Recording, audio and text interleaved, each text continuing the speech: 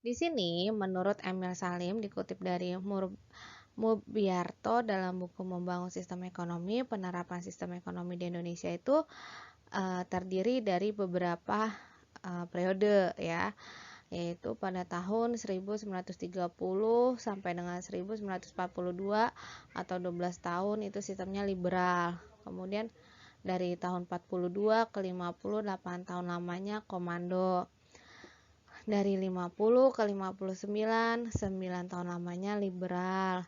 Dari tahun 59 sampai 68, 9 tahun lamanya komando.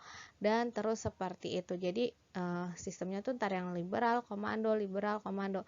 Tapi yang paling lama itu adalah pada tahun 1930 sampai 42 itu kita masih liberal. Kenapa liberal? Oh, ternyata pada masa itu kita masih dijajah oleh Belanda. Jadi kita mengikuti sistemnya mereka seperti itu. Tapi di sini setelah kita merdeka pun selama 8 tahun lamanya kita masih menggunakan sistem komando, bahkan sampai tahun 93 aja kita masih menggunakan sistem liberal.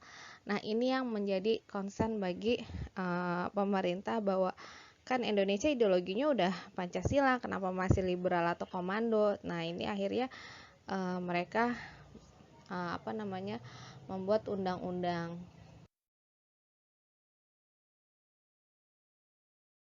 Landasan pokok ekonomi Indonesia. Landasan pokok perekonomian Indonesia itu pasal 33 ayat 1, 2, 3, dan 4. Undang-Undang 1945 hasil amandemen, yaitu yang pertama adalah perekonomian disusun sebagai usaha bersama berdasarkan atas asas kekeluargaan. Tadi udah dibahas ya. Jadi semuanya itu berdasarkan kekeluargaan, jangan ada perselisihan di antaranya. Kemudian bumi, air, kekayaan alam yang terkandung di dalamnya dikuasai oleh negara dan dipergunakan untuk sebesar-besarnya kemakmuran rakyat. Jadi yang bersifat vital itu dikelola oleh negara, seperti itu. Cabang-cabang produksi yang penting bagi negara dan menguasai hajat hidup orang banyak dikuasai juga oleh negara. Untuk apa? Supaya adil pembagiannya dan masyarakatnya juga hidup dengan makmur. Kemudian yang terakhir adalah perekonomian nasional diselenggarakan berdasarkan atas demokrasi ekonomi dengan prinsip kebersamaan. Lalu ada efisiensi berkeadilan, berkelanjutan, berwawasan lingkungan, kemandirian, serta dengan menjaga keseimbangan, kemajuan, dan kesatuan ekonomi nasional. Artinya bahwa ini semua harus berdasarkan pada sistem Pancasila, bahwa semuanya itu harus sesuai, bahwa demokrasi itu prinsipnya adalah kebersamaan, berkeadilan, berwawasan lingkungan, dan lain-lain. Supaya apa sih? Supaya itu mencapai tujuan Pancasila. Dan selanjutnya, menurut GBHN bab 3B nomor 14, pembangunan ekonomi menentukan bahwa masyarakat harus memegang peran aktif dalam kegiatan pembangunan yang berdasarkan kepada demokrasi ekonomi. Maka pengarahan dan bimbingan wajib diberikan untuk terhadap perkembangan pertumbuhan ekonomi dan menciptakan iklim yang sehat bagi perkembangan dunia usaha. Menurut GBHN ini ada 5 ciri pokok pada konsep ekonomi Pancasila. Yang pertama adalah berkembangnya koperasi, kemudian terdapatnya komitmen pemerataan, lalu ada lahirnya kebijakan ekonomi yang nasionalis, kemudian perencanaan yang terpusat dan dilakukan secara desentralisasi. Jadi semuanya itu yang bersifat vital dilakukan oleh pemerintah. Nah, ini ada tujuan sistem ekonomi Pancasila. Ternyata sistem ekonomi Pancasila itu ada tujuannya. Nggak semata-mata dia tuh harus ngikutin oleh Pancasila. Yang pertama adalah kemakmuran dan kesejahteraan masyarakat. Kedua, pertumbuhan ekonomi yang dihasilkan dari tindakan ekonomi dalam berbisnis. Kemudian yang ketiga, kestabilan ekonomi dengan kesempatan kerja yang luas. Keempat, adanya insentif atau dorongan untuk bekerja dan ikut ambil bagian dalam kegiatan ekonomi di masyarakat. Lalu yang kelima, adanya koordinasi yang efektif, efisien terhadap proses produksi, konsumsi, dan investasi. Contohnya dalam menanggapi adanya perubahan cara produksi atau pola kebutuhan masyarakat. Dan yang keenam adalah adanya pertimbangan yang wajar antara kepentingan sekarang dan kepentingan yang masa depan, atau konkretnya adalah konsumsi, tabungan, dan investasi. Jadi tujuan ini semuanya adalah memakmurkan rakyat, kemudian supaya tindakan bisnisnya itu berjalan dengan baik, ekonomi kita stabil, masyarakatnya bisa berinisiatif dan berinovasi, lalu dapat mengefektifkan dan mengefisienkan faktor produksi, lalu juga ada pertimbangan antara konsumsi, investasi, dan juga tabungan. Jadi semuanya itu saling berhubungan satu sama lain, dan itu merupakan tujuan sistem Pancasila, sistem ekonomi Pancasila. Lebih kepada pemerintah ikut berperan dan juga ya, jadi semuanya itu saling berhubungan ya. Oke, selanjutnya adalah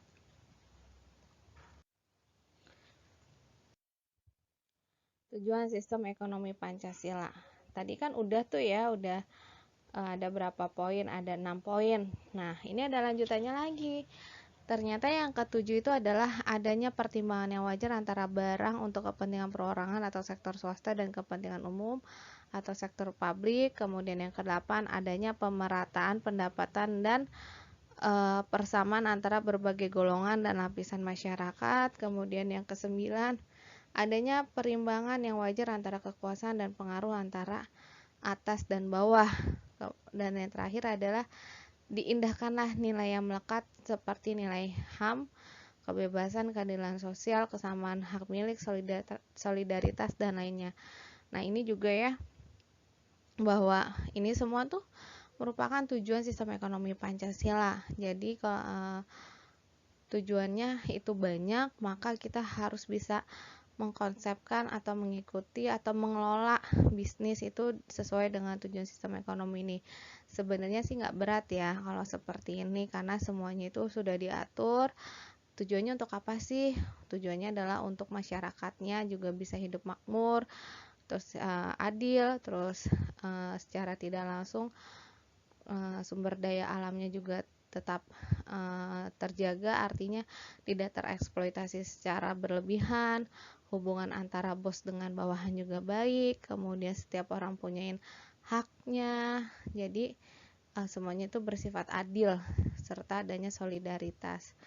Kemudian antara sektor swasta dan sektor pemerintah atau publik juga bisa saling bekerja sama dengan baik.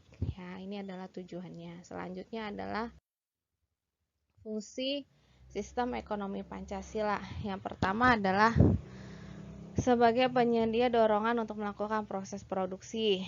Kemudian yang kedua, supaya dapat terciptanya koordinasi yang tepat dalam sebuah aktivitas individu di bidang perekonomian. Yang ketiga, untuk mengatur pembagian hasil dari suatu produksi dalam seluruh anggota masyarakat supaya bisa terkesan dengan sesuai harapan. Dan yang terakhir adalah supaya dapat menciptakan mekanisme tertentu sehingga distribusi barang dan juga jasa dapat berlangsung dengan baik. Jadi tadi kan udah ada tujuannya tuh. Nah, di sini adalah fungsinya. Fungsi dari sistem ekonomi Pancasila. Lagi-lagi tujuannya adalah untuk mencapai suatu perekonomian yang baik, distribusi yang baik, lalu produksi yang baik, serta adanya pembagian hasil yang seimbang atau juga pembagian yang adil, jadi tidak adanya perbedaan. Kemudian setelah fungsi, adanya ciri-ciri positif. Ciri-ciri positif di sini kita ada 9. Yang pertama adalah ekonominya disusun berdasarkan asas kekeluargaan, lalu cabang produksi yang vital itu dikelola oleh negara, bumi, air, dan kekayaan alam juga dikuasai oleh negara. Untuk apa tujuannya? Untuk memakmurkan rakyat. Kemudian perekonomian nasional diselenggarakan berdasarkan atas demokrasi ekonomi dengan prinsip yang tadi ya, kebersamaan, efisiensi, berkelanjutan, dan berwawasan lingkungan. lalu sumber kekayaan dan keuangannya juga digunakan dengan pemufakatan lembaga perwakilan rakyat. Warganya juga memiliki kebebasan dalam memilih pekerjaan dan penghidupan yang layak. Lalu hak milik perindividuan diakui, potensi inisiatif dan rekreasi masyarakat juga diperbolehkan, tapi dalam batasan yang tidak merugikan kepentingan umum. Lalu yang terpenting adalah fakir miskin dan anak-anak terlantar dipelihara oleh negara. Jadi dari tujuan, fungsi, dan di sini ada ciri-ciri positifnya bahwa semuanya itu ternyata kembali lagi ya untuk keadilan, untuk persatuan, dan juga untuk kemanusiaan. Jadi semuanya itu nilai positif ya, bahwa Pancasila itu merupakan ideologi yang baik bagi negara Indonesia. Maka disitulah kita bisa membuat sistem ekonomi yang baik juga seperti itu. Karena kalau kita lihat dari ciri positifnya ini, ternyata semuanya adalah kembali lagi dilakukan negara untuk warganya atau untuk masyarakat. Jadi kalau misalnya negara sudah mulai melakukan hal-hal yang tidak sesuai aturan atau tidak untuk masyarakat, berarti negara atau oknumnya bisa kita